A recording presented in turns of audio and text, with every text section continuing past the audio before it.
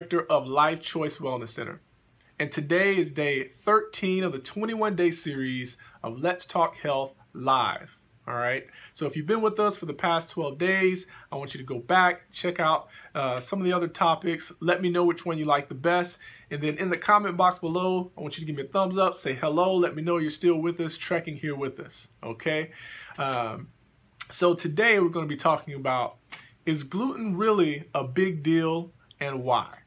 All right. So if you've not been under a rock for the past 5-10 years, you've been hearing a lot more about going gluten-free, right? And you go into the grocery stores, you see this is gluten-free or that's gluten-free.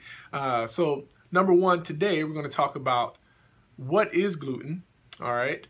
Number two, we're going to talk about if it's a big deal and why. All right. And lastly, we're going to talk about how you may know some of the signs or symptoms or red flags that you may have a gluten sensitivity or gluten intolerance or gluten allergy. All right. So number one, what is gluten? Okay. So gluten is actually a protein that's been genetically modified and most commonly found in wheat. All right. So oftentimes it's been called gliadin. It's kind of the form of the protein. And so gluten, the root word is glue, right? It helps the food or consistency of the foods that has gluten in it to kind of be more sticky and stick together, right?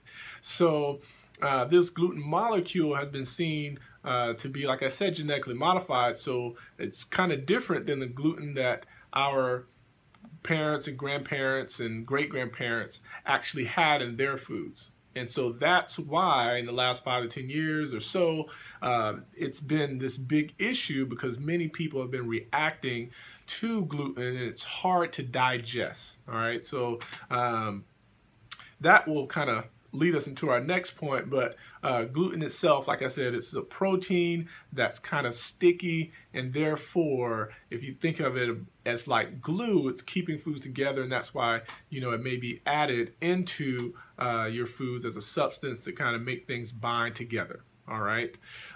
So number two, is gluten really a big deal? Okay. So as we talked about, genetically modified means that the food has been kind of changed in its production or, the molecule itself, and that can interrupt digestion, right? And it can make it hard to break down and process in the body.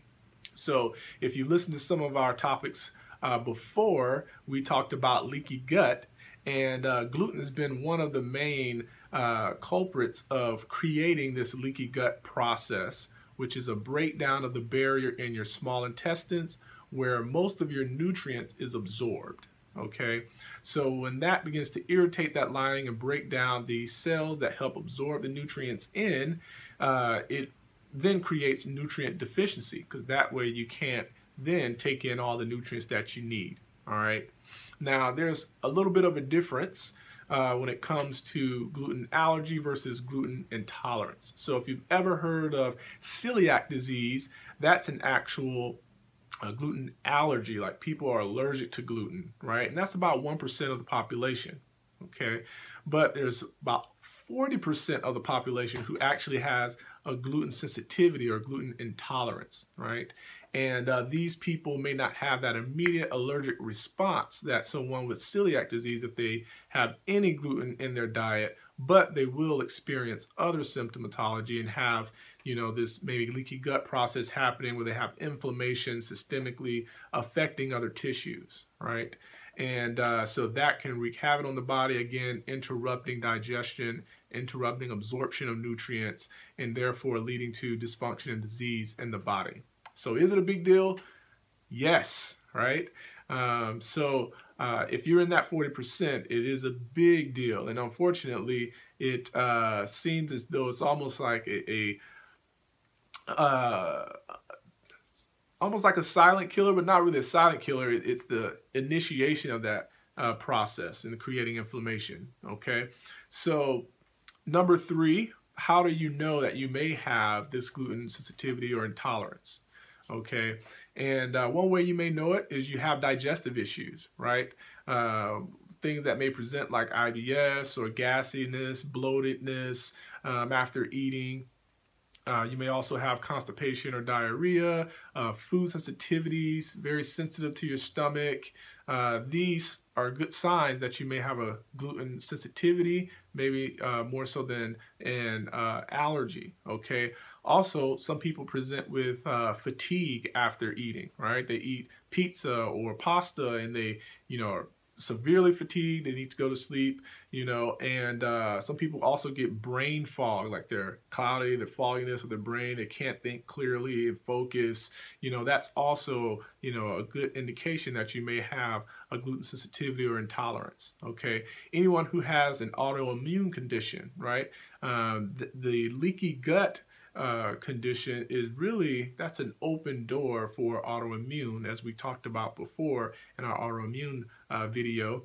It's really that initiation of the process of the body becoming inflamed. There's an immune response to these different proteins that are now coming through the barrier of the gut lining into the bloodstream, then creating inflammation throughout the body. And what will happen is, a molecule like gluten may look very similar to the thyroid. And so the body will say, okay, well, we'll attack this and we'll also attack the thyroid because it looks very similar. And that's how you get Hashimoto's hypothyroidism, which is an autoimmune condition on the thyroid, meaning that the immune system is attacking itself, attacking the tissue of the body, right? And not a foreign object. So that's another clear sign that you may have that. Migraines or headaches after eating, skin conditions may also present after eating gluten, and that can be an indication of gluten sensitivity or intolerance. Kids with ADHD oftentimes are, very sensitive to various different foods and color dyes and all these different things. And so that's a good indication that they probably have a gluten sensitivity as well, breaking down the gut, causing that leaky gut and inflammation process. So we talked about before, there's a test in particular that can really show us the severity or level of leaky gut, whether you have it or not. And it was seen in the research that gluten molecule is one that starts and initiates that process and creates the breakdown of the cells of the lining, leading to what they call zonulin, okay?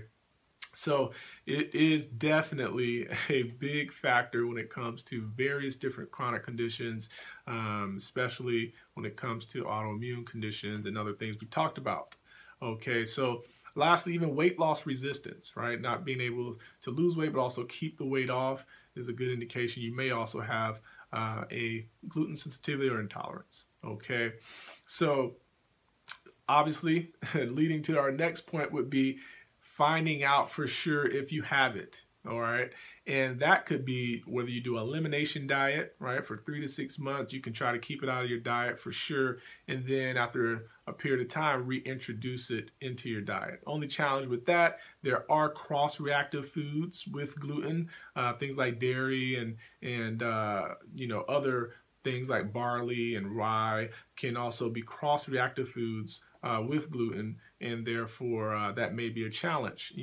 So again, we recommend food testing, right? It's a clear-cut way to find out what your immune system is reacting to and what foods are causing inflammation in the body, okay? So that's going to cut down the amount of time. You don't have to wait 3 to 6 months, taking out not only gluten, but cross-reactive foods with gluten in order to find out whether you have the food sensitivity. And it's through a blood test, right? It's in your blood. So it's very scientific. It lets us know for sure. And then we can retest and again, find out if you still have that sensitivity, if the gut is healed, and if you need to do anything else in order to overcome that.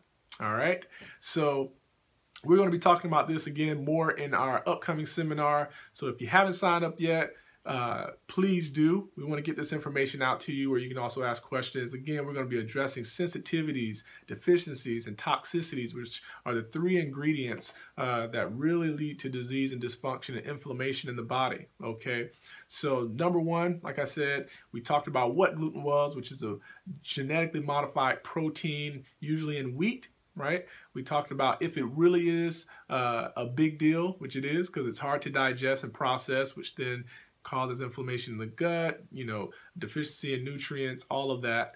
Number 3, the different symptoms, right? It can span so many different conditions, and therefore you definitely want to remove that sensitivity out of your diet, as well as get it out of your body, because it's going to create inflammation, right? And then lastly, specific testing will cut down the guessing game and the time that you would have to spend on eliminating things out of your diet in order just to find out if you're sensitive, and then that even doesn't tell you how sensitive you are, okay? So a specific food test would do that and give you much more confidence and clarity on which way to go and how to address it. All right. So I hope this was helpful. If it was, I want you to give us a thumbs up. I want you to share and like this post here. And again, if you want to sign up for our next seminar, you can give us a call at 949-600-7988, or you can click this link below that I'm going to put in the comment box for you. And I look forward to seeing you there. Okay. So remember, choose well.